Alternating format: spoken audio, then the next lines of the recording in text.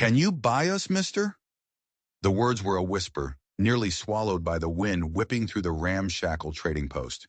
It was the winter of 1886, high in the Colorado Territory, where the mountains scraped against an unforgiving Wyoming sky. This place wasn't for the soft. It was a market of bone and gristle, where men traded cattle, tack, and sometimes the last shreds of a person's soul. I was Thomas Beckett, 39 years old, and felt every single one of them. I'd come for a horse, nothing more. My heart was a locked room, and I'd long since thrown away the key. 5 years. 5 years since I'd watched the boarding house burn, taking my Sarah with it. My Sarah Ellison, my everything. Since that night, my ranch had been a tomb. My only companion, the flickering lantern I lit beneath her portrait. A ritual, a promise to never forget the face I could never again touch. But that whisper, it cut through the noise of the auctioneer's gavel and the lowing of nervous cattle. It was too small for a place this cruel. I looked down. A little girl, maybe 4 years old, stood staring up at me. Her dress was thin enough to tear in a stiff breeze, her face smudged with dirt that couldn't hide the hope in her eyes. In her arms, she cradled a baby, a tiny bundle wrapped in a scrap of wool, blinking at the cold gray world. "Please," the little girl said again, her voice trembling. "We won't be any trouble."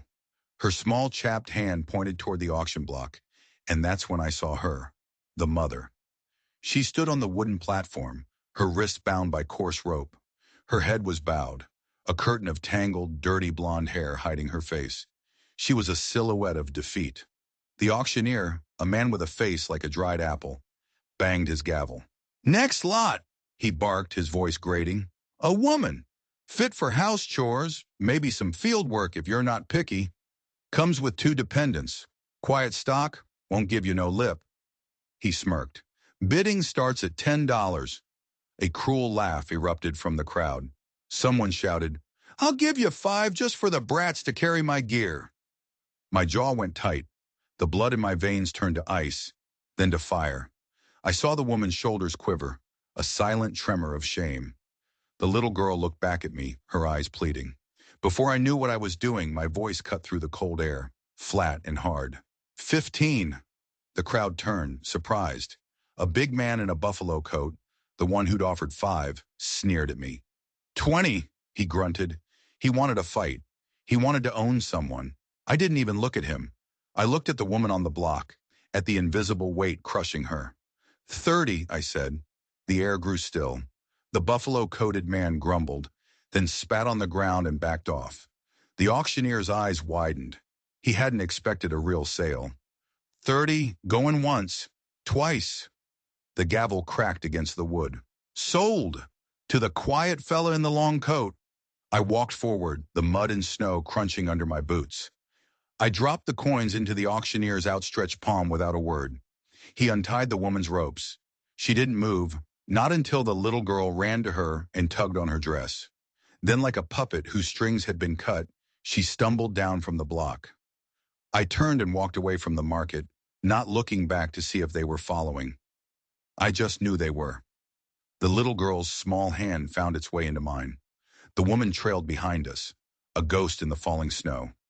We reached the edge of the camp, a place where the crooked pines stood like sentinels against the coming storm. I stopped and turned to face them. The mother still hadn't looked at me. Her face was hidden, her gaze fixed on the frozen ground as if it held all the world's sorrows. "Ma'am," I said, my voice softer than I intended, "I need to see your face." She flinched, a small, terrified motion. The little girl squeezed my hand tighter. "It's okay, Mama," she whispered. "He's not like the others." Slowly, hesitantly, the woman lifted her head. The weak winter light fell across her features, illuminating the faded bruises on her cheek, the deep-set exhaustion in her eyes. But it wasn't the scars that made my breath catch in my throat. It wasn't the dirt or the despair. It was the curve of her jaw, the shape of her lips, the specific shade of blue in her eyes, a color I knew better than my own reflection, a color I saw every night in my dreams, just before the flames. My world tilted. The ground fell away. My voice came out as a strangled whisper, a name I hadn't spoken aloud to a living soul in 5 years. Sarah! Her eyes widened. For a single stretched heartbeat, the world stopped spinning. Recognition flickered across her face, followed by a tidal wave of shock so profound it seemed to break her. Her lips trembled, trying to form a word. A name. My name. Her knees gave out from under her. I lunged forward, catching her before she hit the ground, my arms wrapping around the impossible, around the woman who was supposed to be ash and memory. My hands shook as I touched her face. She was real. She was breathing. She was alive. And then, a new voice, cold and sharp, cut through the snow-filled air from behind us. Well now, Beckett, looks like you just bought yourself my property. I turned, my heart still hammering against my ribs. A man stepped out from behind a wagon. He was tall and thin, with a cruel twist to his mouth. Dick Danvers, a local cattle rustler with a reputation as mean as a snake in a hot skillet. He held a piece of paper in his hand, a bill of sale. He wasn't looking at me. He was looking at Sarah, a possessive, ugly grin spreading across his face. And in that moment, I knew this wasn't a miracle. It was the beginning of a whole new kind of hell. The little girl, Clara, clung to my leg, her tiny body trembling. Sarah was still limp in my arms, her eyes closed as if the shock of seeing me, and now Danvers had finally shattered her. That woman belongs to me, Beckett, Danvers sneered, waving the paper. I bought her fair and square last week. She ran off before I could collect. My mind was reeling. Sarah was alive. Sarah was here, and this scum was claiming he owned her. Her name is Sarah, I said, my voice a low growl, and she doesn't belong to anyone. Danvers laughed, a harsh, grating sound. Oh, she's got a name, does she? I just called her the quiet one. Doesn't matter. A bill of sale is a bill of sale. I paid good money. She's mine. He took a step closer, his eyes glinting with malice. Hand her over, or things are going to get real ugly, real fast. I gently lowered Sarah to the ground, propping her against the trunk of a pine. I stood up, placing myself between her and Danvers. The cold didn't bother me anymore. All I felt was a white-hot rage, an anger so pure it was almost calm. You're not touching her, I said. You're not touching any of them. Danvers' hand drifted toward the pistol holstered at his hip. You're a fool, Beckett. Always were. Moping around that empty ranch of yours for a ghost. Funny thing is, looks like you finally found one. He was trying to get under my skin, but he didn't understand. The man he was talking to had died 5 years ago in that fire. I was someone else now, someone with nothing left to lose, until about 5 minutes ago. Now I had everything to lose, all over again. I didn't move. I didn't even blink. I just stared at him, letting him see the promise of violence in my eyes. The promise that if he took one more step, only one of us would be walking away. He hesitated. Danvers was a bully, not a fighter. He liked his victims helpless and chained. He didn't like a man who looked ready to die for what he stood for. He glanced at the crowd still milling around the distant market, then back at me. He wasn't ready for a public gunfight, not yet. He curled his lip in a snarl. This ain't over, he spat. I'll be back, with the law on my side. He crumpled the bill of sale in his fist and shoved it into his pocket. He gave Sarah one last lingering look of pure hatred, then turned and stomped away, disappearing into the falling snow. The silence he left behind was heavy, broken only by the soft whimpers of the baby, Matthew and Clara's frightened sobs. I knelt beside Sarah. Her eyes fluttered open. They were filled with a terrifying mix of hope and despair. She looked at me, then at the path Danvers had taken, her body shaking uncontrollably. She was alive, but she wasn't safe, and neither was I. Leading them back to my ranch was like walking through a dream. The snow fell thicker, muffling the world in a blanket of white, creating a strange, surreal silence.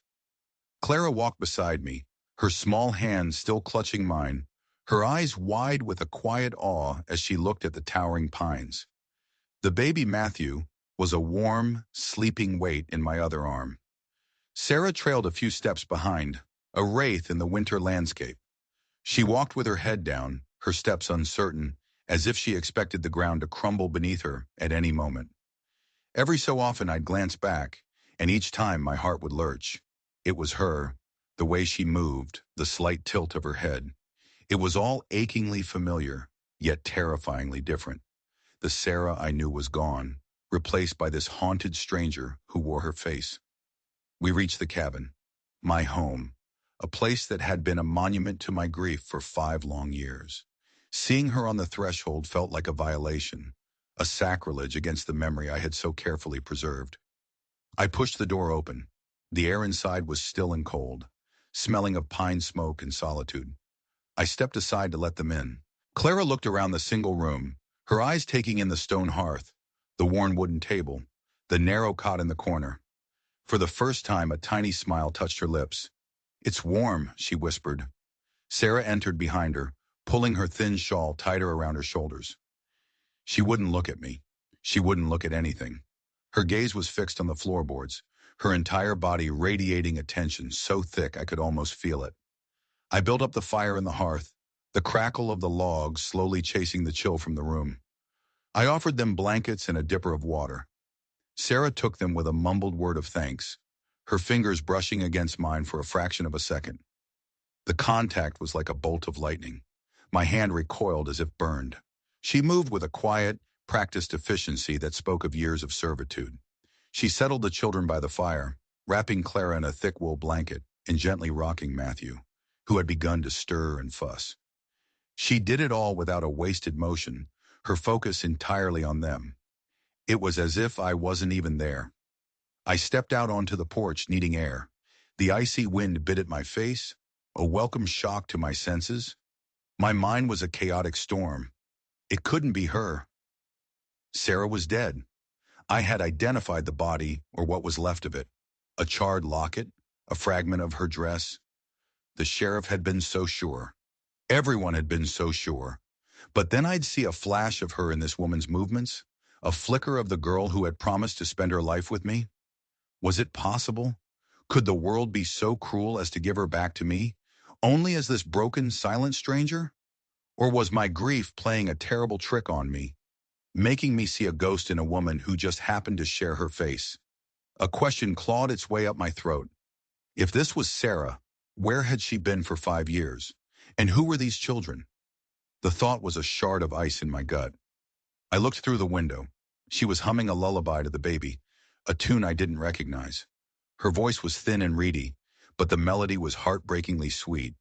And as I watched her, I noticed something. A long, thin scar ran from her right temple into her hairline, a pale white line against her skin that I had never seen before. It was a mark of survival, a mark of a life lived after I thought hers had ended. And it was another piece of a puzzle I didn't know how to solve. The woman inside was Sarah, and she was a complete stranger. Days bled into one another in a haze of unspoken questions. The cabin, once my sanctuary of solitude, was now filled with the small sounds of life. A baby's cry, a little girl's quiet chatter, a woman's soft, near-silent footsteps. Sarah, if that was truly her name, remained a mystery locked inside herself. She cooked and cleaned with a detached precision, her hands moving deftly, but her eyes were always distant, lost in a place I couldn't reach. She spoke only to Clara, her voice a low, soothing murmur meant only for her daughter's ears. To me, she offered only silence. I tried to bridge the chasm between us. "The stew is good," I'd say, my voice sounding loud and clumsy in the quiet room. She would just nod, never meeting my gaze. I'd ask Clara about her favorite color, or what games she liked to play, hoping to draw her mother into a conversation. But Sarah would just pull the girl closer, a silent, protective gesture that shut me out completely. The nights were the worst. I'd lie on my cot, staring into the darkness, listening to her breathe in the small spare room I'd given them. I was sharing my home with a ghost who was terrifyingly alive. My mind raced, turning over the same impossible facts. The face was Sarah's. The eyes were Sarah's. But the soul behind them was gone. One afternoon, I came in from chopping wood to find her standing before the mantelpiece. She was staring up at the portrait I had of Sarah, the one taken the summer before the fire. Her expression was unreadable, a blank mask of sorrow. She didn't hear me enter. Her hand slowly rose, her fingers tracing the air just inches from the painted face, as if she were touching a reflection of a person she used to know. "Who is she?" she whispered, the words so faint I almost thought I'd imagined them. My heart hammered in my chest. "That," I said, my voice hoarse, "is Sarah Ellison, my fiancée. She, she died in a fire 5 years ago." For the first time since she'd arrived, she turned and looked directly at me. Her eyes were bottomless pools of pain. There was no recognition in them, no flicker of memory, just a profound, soul-deep sadness. "I'm sorry," she said, her voice flat and devoid of emotion. Then she turned and walked away, leaving me standing there with the pieces of my shattered hope at my feet. Maybe I was wrong. Maybe I was just a lonely man seeing what he wanted to see. A fool, just as Danvers had said. This woman wasn't my Sarah. My Sarah was gone. This was just a cruel coincidence, a trick of the light. Then one evening, everything changed. A sudden fever took hold of Clara. It came on fast, her cheeks flushing a dangerous red, her small body racked with shivers. Sarah became a different person. The detached, silent woman vanished, replaced by a fierce, desperate mother. She knelt by Clara's side, bathing her forehead with a cool cloth, her lips moving in a constant, whispered prayer. "It's all right, my love," she murmured over and over. "Mama's here. Mama won't let you go." The fever climbed through the night. Clara's breathing became shallow and ragged. I fetched herbs, brewed teas, did everything my limited knowledge of medicine allowed. We worked side by side, Sarah and I, a silent team united by a single purpose. In the dim lantern light, I saw the raw terror in her eyes, and in that terror, I saw a love so powerful it was primal. As the hours wore on, Clara grew delirious, whimpering and tossing in her sleep. I carried her to my own bed, the bigger of the two, hoping to make her more comfortable. Sarah followed, never taking her eyes off her child. I sat on the edge of the mattress, gently trying to soothe the little girl. I brushed a stray lock of damp hair back from her ear to better place the cool cloth on her forehead, and then I froze. There, just beneath her right earlobe, was a tiny, dark mole, a small, perfectly shaped freckle. My blood ran cold. I reached up and touched the spot just beneath my own right earlobe. It was there, the same mark, a birthmark I'd had my entire life, a signature passed down from my father. My world, which had been teetering on a knife's edge for days, suddenly stopped moving altogether. It wasn't a coincidence. It couldn't be. This child, with this mark, my mark. A strangled sound escaped my lips. Sarah looked up, her eyes wide with alarm. "What is it?" she asked, her voice sharp with fear. I couldn't speak. I could only stare, first at the sleeping child, then at the woman beside me. If this child was mine, then she had to be. She had to be Sarah. My voice, when it finally came, was a ragged whisper. "This mark," I said, my finger trembling as I pointed to the freckle on Clara's skin. "Where did she get this mark?" Sarah's face went pale, a canvas of fear and exhaustion. She looked from the mark on Clara to the same one on me. The breath she'd been holding escaped in a shuddering gasp. Her carefully constructed walls crumbled, and for the first time, the broken woman I'd bought at auction looked at me with the eyes of the woman I had lost. Tears welled, spilling down her cheeks in silent streams. She didn't need to say a word. Her silence was a confession. "Is she—" I couldn't finish the sentence. The question was too monstrous, too beautiful, too painful to speak aloud. Sarah squeezed her eyes shut, but the tears kept coming. She gave a single, sharp nod. Yes. The unspoken word hung in the air between us, heavy with the weight of 5 lost years. Clara was my daughter. This woman was Sarah, my Sarah. She hadn't died in the fire. She had been stolen from me, and she had been carrying my child. The floorboards seemed to sway beneath me.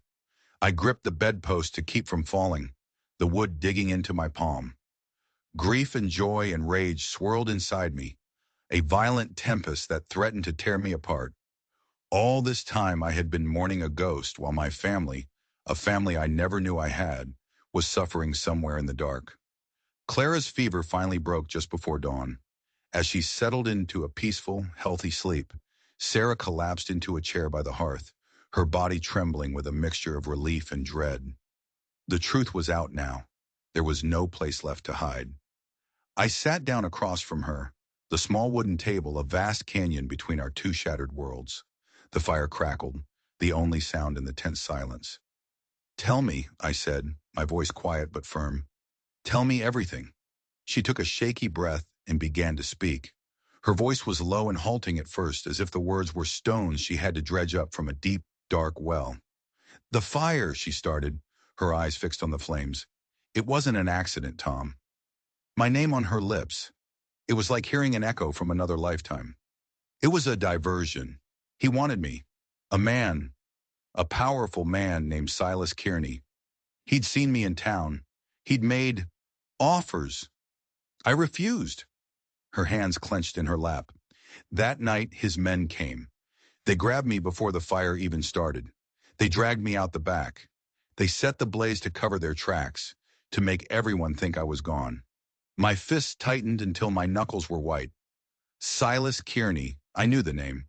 A man who bought up land and ranches with ruthless efficiency, a shadow that had been creeping across the territory for years. He was untouchable with judges and lawmen in his pocket. "They took me west," she continued, her voice gaining a grim strength. "I was his property. He kept me locked away. No one knew I was there. That's when I found out about Clara." A tear traced a path through the grime on her cheek. "I was pregnant, Tom, with our child. I tried to run, but there was nowhere to go. I had to protect her." She told me of a life that was a living nightmare, of servitude, of fear, of the complete erasure of her own identity. Kearney had forced her into a marriage with one of his business associates, a man named Montrose, to give her a new name and make her disappear forever. Montrose, he wasn't like Kearney. He was a weak man, but not cruel. He knew my situation. He tried to protect me in his own way. She looked down at the sleeping baby, Matthew, who was now curled in her lap. Matthew was his son. Montrose died about a year ago, a fall from a horse. As soon as he was gone, Kearney claimed all of his assets as collateral for a debt. That included me and the children.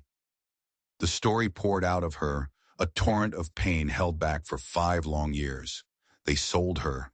They sold her and her children to pay a dead man's debt. She had been passed from one cruel master to another until she ended up on that auction block. Her silence, her distance, it hadn't been because she didn't remember me. It had been to protect herself, to protect the children, to show no defiance, no spark of the woman she used to be, was the only way she had known how to survive. But then she looked up at me, a new light flickering in her eyes. "There's more," she said, her voice dropping to a conspiratorial whisper.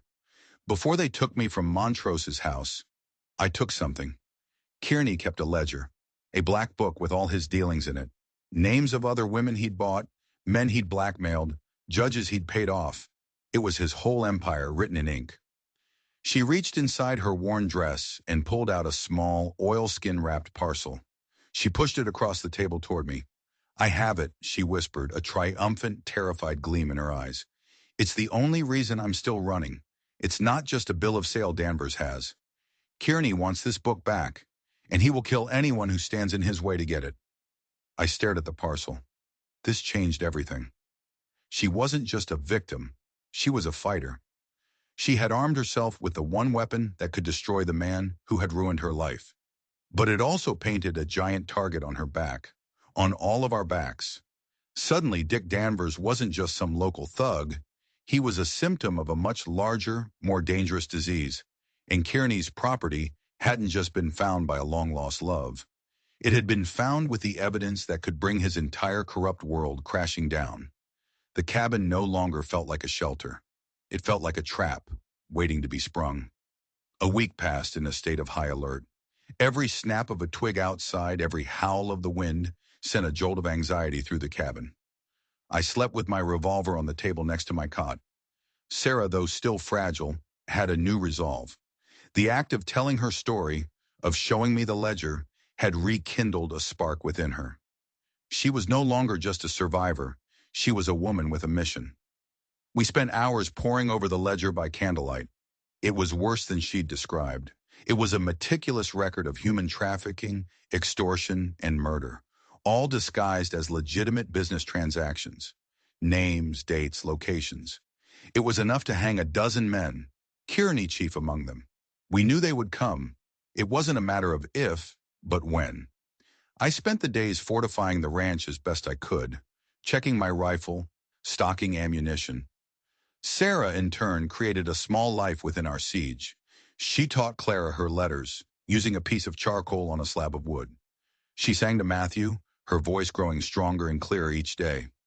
We moved around each other with a new understanding, a shared purpose. The chasm between us was still there, filled with 5 years of unimaginable trauma. But now there was a bridge, a fragile one, built of desperation and a shared enemy, but a bridge nonetheless. One afternoon, Clara ran up to me while I was splitting logs. "Papa," she said, the word still new and hesitant on her tongue, "can you show me the horses?" My heart swelled so tight I thought it might burst. I took her small hand in mine and led her to the corral. As I pointed out my old mare, she looked up at me with eyes so much like her mother's. "The bad men," she whispered. "Are they coming back?" I crouched down to her level. "They might," I said honestly, "but we're not going to let them hurt you, or your mama, or your brother, I promise." She seemed to accept that, her small face set with a solemn trust that both warmed me and terrified me. The knock on the door came 2 days later, just after dusk. It wasn't the violent kicking in I had expected, but a firm, polite rap. My hand went to my revolver. Sarah scooped up Matthew, herding Clara behind her, into the corner of the room, out of the line of fire. I moved to the door, my body tense. "Who is it?" I called out. "Name's Marshall Thompson," a calm voice replied. "U.S. Marshal. I'm here on behalf of Silas Kearney. I have a warrant for the return of his stolen property." My blood ran cold. A marshal. Kearney didn't just have local lawmen in his pocket. His reach extended to federal agents. This was worse than I thought. I cracked the door open a few inches, my gun still hidden behind my back. The man on my porch was tall, with a neatly trimmed mustache and cold, impassive eyes. He wore the badge of a U.S. Marshal pinned to his pristine coat. He wasn't alone. Behind him in the encroaching darkness, I could make out the shapes of at least half a dozen armed men on horseback. Danvers was among them, a smug look on his face. "Mr. Beckett," the marshal said, his tone all business, "I have a legal document here stating that a woman, known as Sarah Montrose, and her 2 children are the legal property of Mr. Kearney, transferred as part of a debt settlement. She absconded. You are harboring a fugitive asset. Surrender them now and we can forget this whole misunderstanding." He held out the warrant. It looked official. It looked unbeatable. It was a lie wrapped in the authority of the law. "Her name is Sarah Ellison," I said, my voice low and steady, "and she's not an asset. She's my fiancée.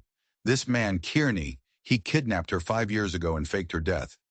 The marshal's expression didn't change. "I've heard the story. A convenient fiction. Unless you have proof, all I have is this warrant. Now, are you going to comply, or am I going to have to take them by force?" From inside, Sarah's voice, clear and strong, cut through the tension. "I have proof," she said. She stepped forward, the ledger held tightly in her hands. She stopped just behind me, in the doorway, her eyes blazing with a righteous fury I hadn't seen since before the fire. "This book contains every crime Silas Kearney has ever committed," she announced, her voice ringing out in the cold night air. "His real business, the women he's stolen, the men he's killed. It's all in here." The marshal's cold composure finally cracked. A flicker of something, surprise, fear, crossed his face. Danvers shifted nervously in his saddle. The other men murmured amongst themselves. They had come for a woman and some kids. They hadn't signed on for this. "That book," the marshal said, his voice suddenly tight, "is also the property of Mr. Kearney. Stolen property. I'm now authorized to use any means necessary to retrieve it." He put his hand on the butt of his pistol, and this was it, the moment it all came apart. But before he could draw, Sarah did something I never expected. She looked past the marshal, her eyes locking onto one of the other riders, a younger man with a nervous face. "I remember you," she said, her voice softening slightly. "Your name is Billy. You brought me food sometimes. You have a sister, don't you? In Kansas. Kearney has her." The young man, Billy, flinched as if struck. His face went white. "He promised he'd let her go," he stammered. "He said if I worked for him for a year, he'd send her home." "He lied," Sarah said simply. "Her name is in this book, page 47, listed as sold to a mining camp in Nevada." The marshal spun around. "Be quiet, boy," he snapped at Billy. But it was too late. The seed of doubt had been planted. The other men looked at Billy, then at the marshal, their loyalty wavering. They were hired guns, not fanatics. They were here for money, not to die protecting a monster's secrets. Billy looked from Sarah's earnest face to the marshal's panicked one. He slowly took his hand off his gun. Then another man did the same. Marshal Thompson saw his authority disintegrating. With a snarl of frustration, he drew his pistol. "Fine. We'll do this the hard way." But he wasn't fast enough. My revolver was already out, leveled at his chest. "No," I said. "We won't." For a long moment, nobody moved. The only sound was the wind in the pines and the nervous stamping of horses. Then Billy made his choice. He spurred his horse forward, positioning himself slightly to my side, his rifle now pointing vaguely in the marshal's direction. "Give us the book, ma'am," he said to Sarah, "and we'll give you the marshal." It was a mutiny, born of a single moment of truth. The marshal was trapped. His own men turned against him. His face was a mask of pure, undiluted rage. He was beaten, for now. The deal was struck in the pale moonlight. The mutinous riders took the marshal's gun, his horse and his badge, leaving him sputtering with impotent rage on my porch. In exchange, Sarah handed over the ledger. My heart sank as she did it. It was our only proof. "It's all right," she whispered to me. Seeing the look on my face, I memorized it. Every name, every date. Billy took the book. "We're riding out," he said to me. "We're going to find my sister, and we're going to use this to free as many of the others as we can." He looked at the disarmed marshal with contempt. "As for him and Kearney, they'll know who turned on them. They'll be hunting us now, not you. We bought you some time. Use it." With that, they rode off into the night. A band of outlaws turned liberators, leaving a disgraced marshal and a stunned Dick Danvers in their wake. Danvers, seeing his backup evaporate, scrambled onto his horse. "This isn't the end," he yelled, his voice cracking with fear. "Kearney will send an army for you." He galloped off, a coward fleeing a battle he had already lost. We were left alone in the sudden, deafening quiet. We had survived. We had won the skirmish. But Danvers was right. We hadn't won the war. Kearney now knew exactly where Sarah was. He knew she was with me, and he had lost his precious ledger. He wouldn't send a corrupted marshal next time. He'd send killers. The time we'd been bought was measured in days, maybe even hours. We couldn't stay here. The ranch wasn't a fortress, it was a coffin. "We have to go to Ridgewood," I said, my mind racing. "To the county sheriff, Ezra Malloy. He's a straight arrow. He can't be bought." Sarah nodded, her face grim but resolute. Kearney's name might mean something out here in the wilds, but in a town, with a real sheriff, a testimony is a powerful thing, especially a testimony from a woman everyone thought was dead. We packed what little we had, a bag of food, a few extra blankets, my ammunition. Sarah wrapped Matthew tightly, her movements quick and efficient. I looked at Clara, who was watching us with wide, frightened eyes. I knelt down and pulled her into a hug.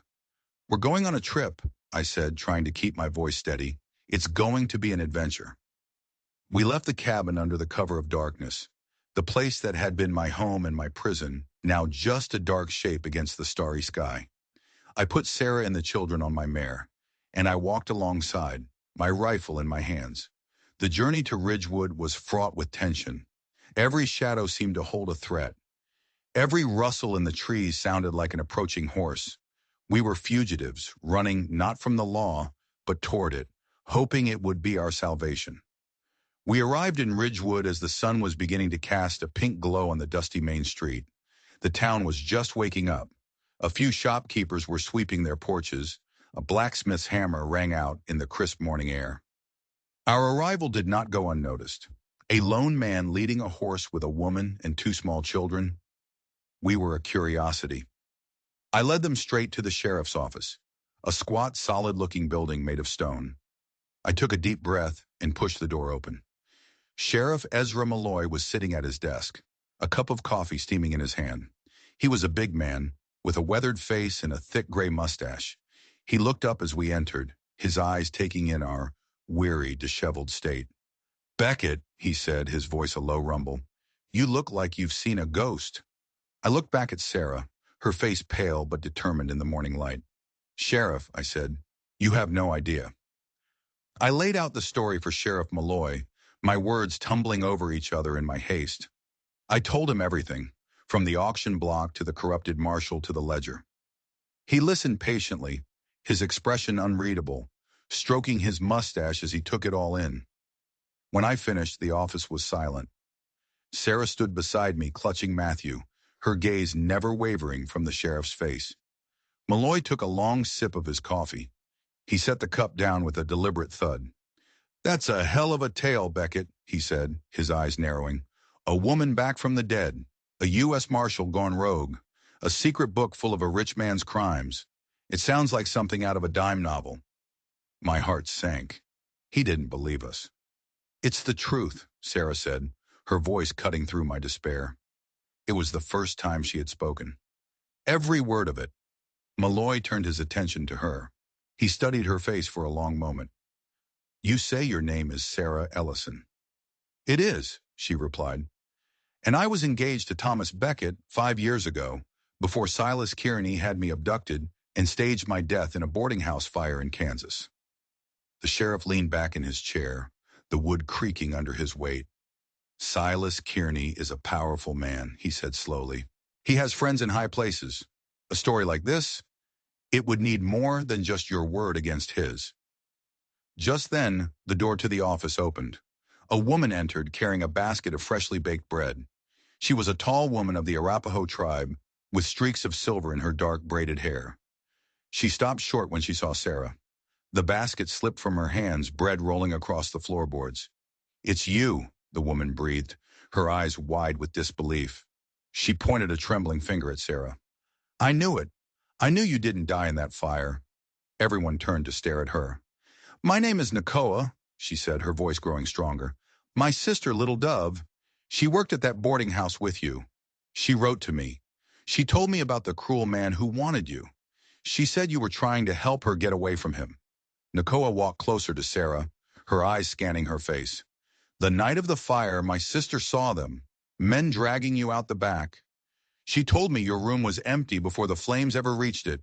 We told the law, but no one would listen. They said she was a hysterical native girl making up stories." Nakoa's eyes filled with tears.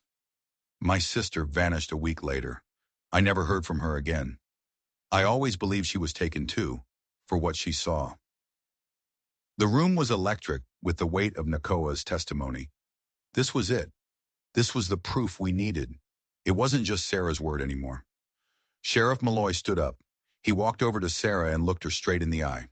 "Ma'am," he said, his voice thick with a new emotion, "are you willing to sign a formal affidavit to testify to everything you've told me under oath?" "Yes," Sarah said without hesitation. Malloy nodded, a grim smile touching his lips. He turned back to his desk and pulled out a fresh sheet of paper and a pen. "Then this becomes official," he declared. He looked at me. "Your fiancé just kicked over the biggest hornet's nest in this territory, Beckett. You best be ready for what comes flying out." He wasn't just talking about Kearney anymore. This was bigger. This was about justice for Nakoa's sister, for Billy's sister, for all the other names Sarah had memorized from that ledger. A warrant was issued for Silas Kearney on charges of kidnapping, false imprisonment, and conspiracy. A federal wire was sent out, detailing the corruption of Marshal Thompson. But we all knew Kearney wouldn't be taken easily. He wouldn't wait for the law to come to him. He was a predator, and when cornered, a predator attacks. Ridgewood was no longer just a town, it was a battleground. The sheriff deputized me and a handful of other trusted men. The townspeople, stirred by Sarah's story and Nakoa's grief, began to rally. They weren't just fighting for us, they were fighting for themselves, for the kind of world they wanted to live in. The days that followed were a blur of preparation. Men cleaned rifles and boarded up windows. Women gathered food and medical supplies. Our personal fight had become a community's last stand. In the midst of this whirlwind, Sarah and I found quiet moments. We talked for hours, filling in the gaps of our 5 lost years. It was painful, but necessary. We were two strangers, trying to find our way back to the people we used to be. One evening, she found me on the porch of the small room the town had given us. "I never stopped loving you, Tom," she whispered, her hand finding mine in the darkness. "Even when I couldn't remember what love felt like, I remembered you." I pulled her close, burying my face in her hair. The familiar scent of her, something I thought was lost to memory forever, was real. "I never stopped waiting," I told her. The attack came at dawn. Kearney didn't send an army. He sent a small, elite group of ruthless killers, men who specialized in making problems disappear quietly.